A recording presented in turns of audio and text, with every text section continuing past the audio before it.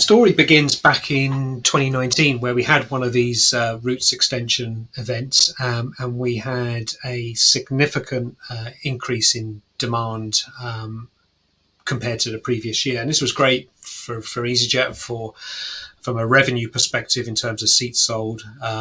Typically seeing around 40 to 50,000 concurrent users on the site at any point in time. But it did, when we have these events, we closely monitor the production systems, and it was apparent that the core reservation system was almost at full capacity, particularly around its CPU load and CPU capacity.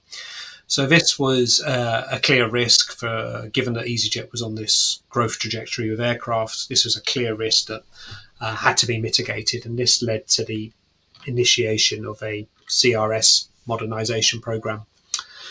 So this consisted of a number of phases to get to a point where we could migrate the service into the cloud. And you might be saying, well, why didn't we just lift and shift this system into the cloud on day one and get all the great scalability that comes with the cloud?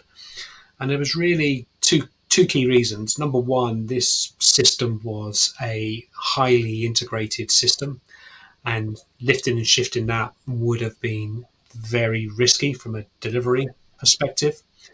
And then I think number two is we knew from what had occurred in the previous peaks, we knew we had some scalability bottlenecks that we wanted to address.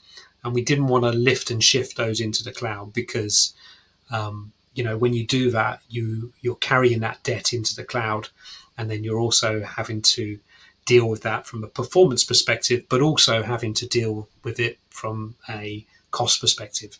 Typically, application services workloads that have performance scalability constraints, you need to throw extra capacity at those in the cloud, and that comes as a cost.